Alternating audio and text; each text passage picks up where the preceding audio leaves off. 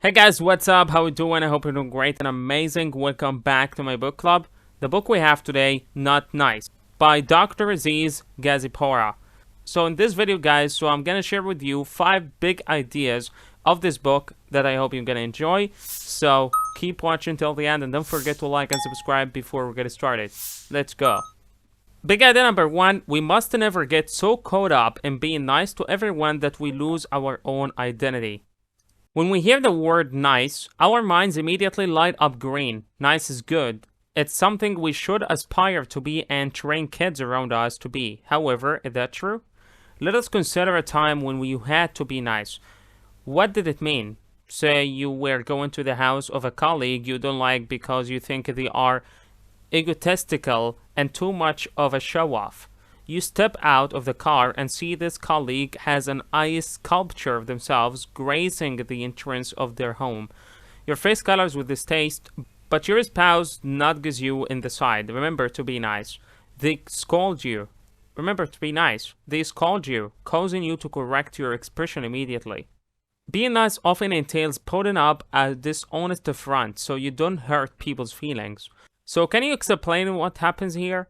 You walk up to the stairs into the house and you shake the egotistical colleague's hand with a smile and laugh dryly at all their jokes. Meanwhile, inside, you're rolling your eyes and wishing you could go home. Is this what it means to be nice? You take what you don't like and force politeness to fit in properly with society. When someone has vastly different views that you do or is directly insulting a particular culture, people, or profession, and you think they are horrible, you must look at your plate and grit your teeth instead of putting them in their place and leaving. Maybe even force a smile to remain nice and prove that you have manners and fit in society.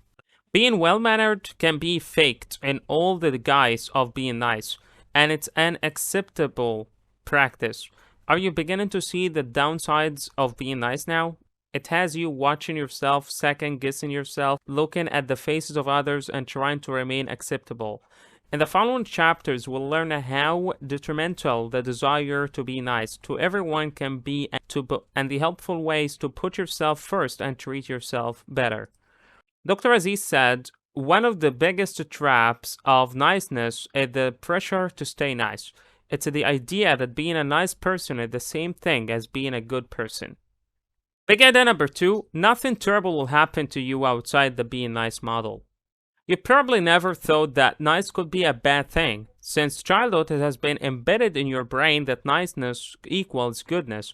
If you don't have anything nice to say, don't say anything at all. Be nice. Santa wants us to know if you're naughty or nice. Don't you want to be on Santa's nice list?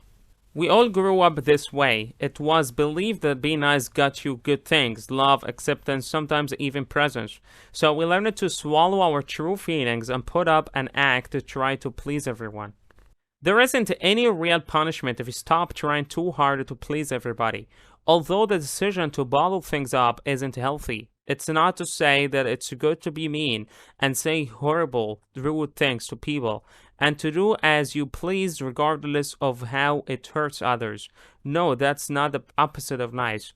Irrespective of what Santa thinks, the opposite of nice is not naughty. The opposite of nice is not nice. When people do terrible things to you and you no longer permit those things and you snap, what do you say? I'm done playing nice. Well, shouldn't that tell you everything you need to know? Essentially, what you're saying is, I am no longer comfortable not being true to myself and putting myself in severe discomfort just to please other people. Big idea number 3, being not nice is being true to yourself. Being not nice means staying assertive and confident. You're not afraid to voice a contrary opinion, chastise a wrongdoer, or say no. Being nice has you doing the opposite of these things and pretending to be someone you're not. Being nice has caused us to feel unseen by loved ones because we have been playing nice. Your parents don't know that you disagree with several of their core values because you've never told them your views. When they say they love you, you can't help but feel this is a lie because they don't even know you. They see the image of you that you have shown them because you wanted their approval. In a bid to appear nice, we shelf our true selves and try to adopt an identity that pleases everyone. When you keep playing nice, you're simply modeling yourself to fit into the space society has created, forcing yourself to be regular and conform to what the general public says is good. It's unsociable to raise your hand and speak when you disagree with what is displayed. We end up being ruled by fear of rejection and a hunger for approval when we play nice. We find ourselves apologizing when in our own right. The urge to be nice to everyone stems from the fear of rejection and a need for approval. Some people won't even be able to make objections and sit in the wrong seat or leave the drink and get a drink somewhere else. That is what niceness does to people. Not nice means that you choose to be polite, you decide to help. You know it's a decision to say yes or say no. So when you do good, it comes from a place of power, a place of will. It's good to be good, but only when it's okay with you to do good. Dr. Aziz says, being nice doesn't come out of goodness or high morals. It comes out of a fear of displeasing others and receiving their disapproval. It's driven by fear, not virtue. So make a conscious decision to establish your boundaries and go after what you want if you wish to break out of the cage of niceness. It's essential to remind yourself that being not nice doesn't mean being mean or a downright horrible human being. It just means learning to do what's good for you. Putting yourself first might seem selfish, but you deserve premium treatment. To be free of the niceness cage, you must take 3 steps.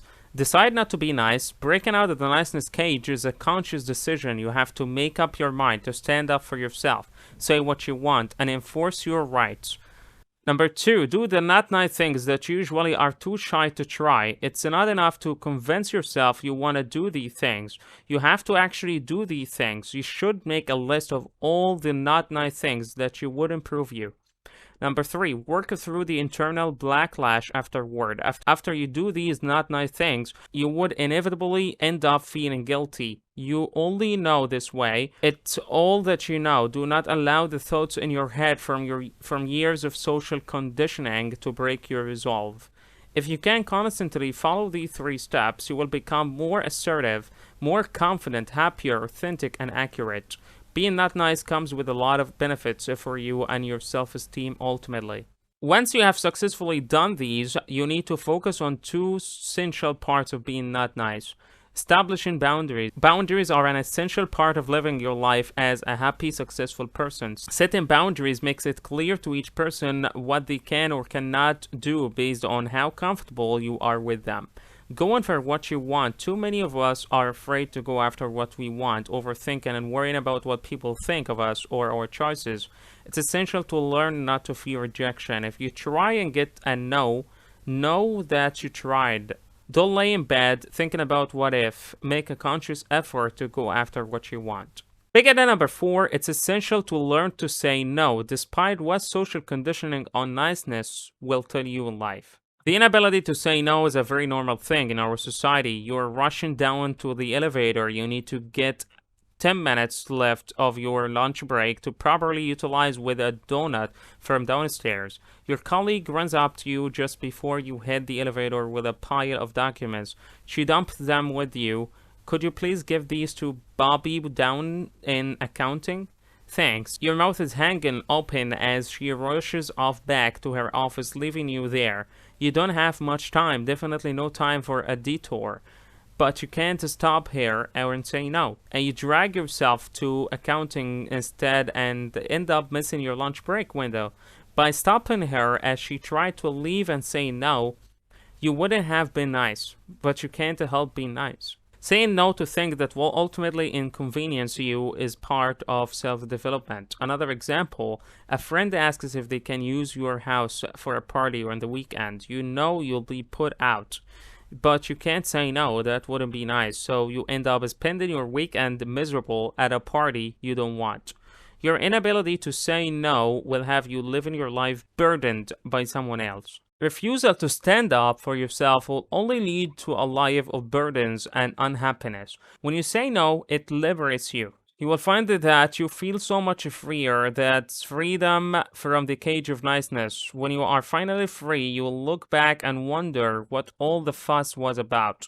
You'll be surprised that when you say no, more people will take it in stride than would get upset. More people would say okay and find an alternative. You must understand that it's okay to say no when you don't want to and when you can't. To say yes is a choice, not a prerequisite. So did you know the 8 main areas of self-care include physical, psychological, emotional, social, professional, environmental, spiritual, and financial? Most people don't think about it holistically. Last big idea number 5. When you are finally free of the social conditioning of niceness, you will find your true self shining through. The results will be undeniable if you can get through the ups and downs of your not nice training. You would be your most faithful, most accessible, and most authentic self. You would have no problem saying no when it's not comfortable for you. You would have no problem saying what you want to say. You wouldn't feel uncomfortable exercising your rights. You would be okay with going after what you want. You would be powerful and assertive, but still kind and polite. The difference is it would be from an authentic and powerful place of choice. When you choose to do what's best for you, you will see a newer version of yourself shine through. By being your true self, you would finally feel seen. And when your loved ones look at you, they will see the real you, not some carefully crafted character you try to portray. When they say that they love you, you would believe them because you know that they have seen who you are and love that person. Being true to yourself by being not nice can help you build better relationships based on openness, honesty, and authenticity. It will help you do better business, be firmer, get more work done, and access performance properly. And criticize without feeling not nice. The love would shine through. Discovering yourself will also help you connect better in relationships. Not playing nice and being authentic is the key to building your life the proper way. There is only one you, and the way you think is unique to you. So you should not force yourself to fit into the cast by playing nice. Live true to yourself and be happy. We all consider niceness a good thing, but it's one of the worst things we practice. The conclusion isn't to say that in context, niceness is a bad thing. The problem is how we've gone about practicing it. When we hear the call to be nice, it often means shrinking yourself and not upsetting the next person. Time and time again, we are forced to shelf our real emotions and act in a pleasing way to society. This false niceness robs us of our ability to be our authentic selves for fear of being disliked or disapproved. However, practicing being not nice would make you assertive and decisive while remaining kind. Your authenticity will shine through in honesty, and people seeing this will trust in you and your kindness more than when you play nice but deep down prefer not to be. If you wish to be your true self, free of society's shackles, you need to start being not nice. Being not nice isn't the same as being mean or naughty. It simply means refusing to curb your true self in a bid to be accepted or loved and doing the best for you. Many people are forced to shelf themselves and do more to please others, and instead of doing what's best for them. These people believe that this is what it means to be nice, but they aren't being very nice to themselves. It's time to wake up and take yourself more seriously, be kinder to yourself, and prioritize your happiness. So the next time you feel bad after practicing being not nice, make a joke out of it in your mind. You can also take time to do things that make you happy for a change, at least once every weekend. Okay guys, so that was it for today's video. I hope you guys liked these 5 big ideas and I want you to embrace them. So don't forget to like and subscribe and join my book club now. And if you want more audiobooks and more book summaries, feel free to tell me in the comments which book that you want. Love you all guys so much. See you next time.